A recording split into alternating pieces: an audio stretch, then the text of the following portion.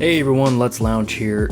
In this quick video, it's basically going to be talking about sound design. And that's something that not a lot of people actually consider when putting together their videos. So I'm going to play you two different versions of this specific video.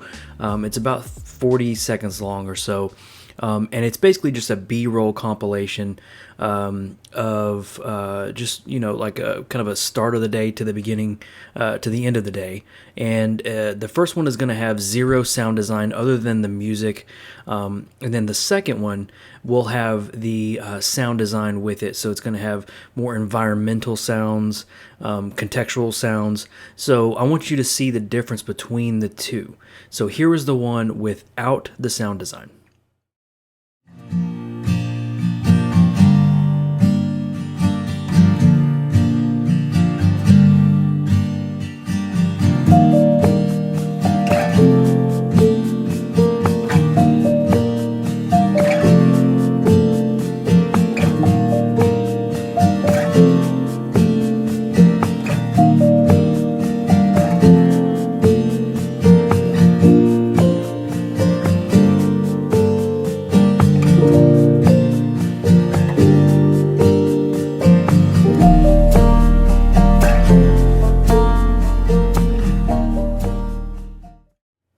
Okay, so not bad. The music definitely helps, kind of bring you into the scene.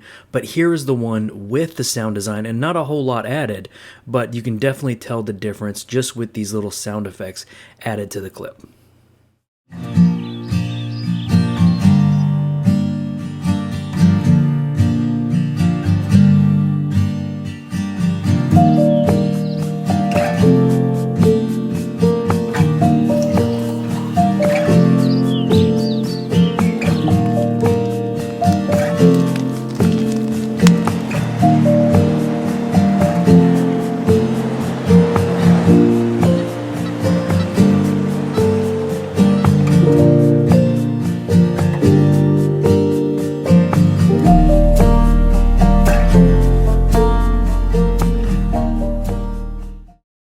Okay, so as you can see, those sound effects really help out.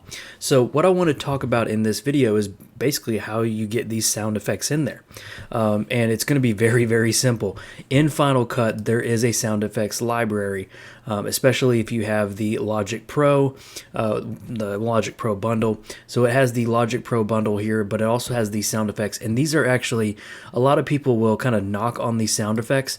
These are actually pretty decent sound effects that are built in to Final Cut. You can actually get away with a lot of stuff here and reuse them over and over, and they really help out. So the ones that I found basically built into Final Cut are all of the bird sounds that you heard right here. We have a fire sound, and so this one and this one were both found in Final Cut. The stream here, the wind sound effects, the geese at the very end, that was all in Final Cut as well. The only sound effect that was not in Final Cut is the one that I used, was the pouring of the tea. They do have one of those, but this video clip in particular already had that sound with it, so might as well use it. And I just basically increased the volume of it a little bit to make sure that it kind of matched the volume level from some of the other sound effects. So one thing I want to notice about when you're starting to do some of the sound design is you really want to think about the contextual part of it. So obviously here there's no birds in this scene in particular, but I did add a bird sound effect over here just to try to help bring in the viewer to kind of make it seem a little more lively. Same thing here. There's another bird sound effect. This one is the same one, actually, just a different snippet of that sound effect. And just because this scene is set more on the exterior of the building, I added the bird sound effects there. This one here, this was the pouring of the tea or the coffee. That was built into the clip, like I mentioned. This one, It actually does show one of the birds, and this is again the same sound effect, just another different snippet of it, different section of it.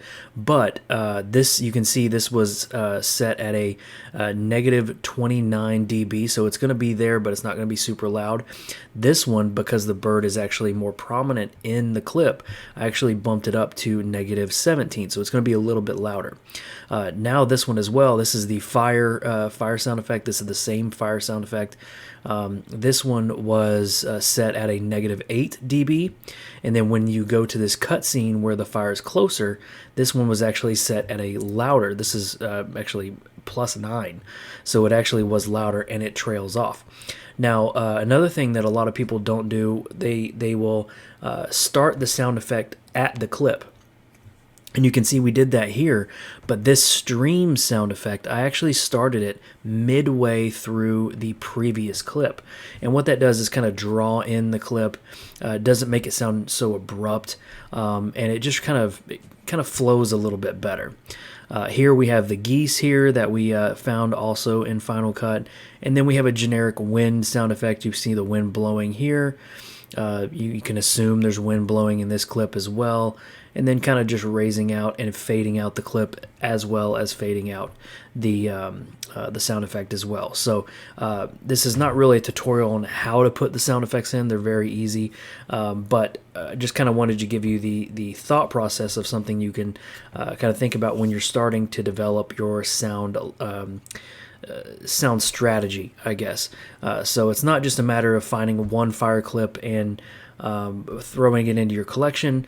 You got to find the right one that actually matches like the speed of the fire, the intensity of it, you know, that kind of stuff. So just something to think about. I really enjoyed putting this B-roll clip composition together, and it really was just to show you some of these sound effects that you could apply to your clips and make the videos a little bit more engaging. So thank you guys for joining me in this video. Head on over to lutslounge.com. We got a lot of cool stuff over there, as well as don't forget to subscribe to the YouTube channel. I really appreciate it. Thank you guys for joining me in this one, and I'll see you in the next video.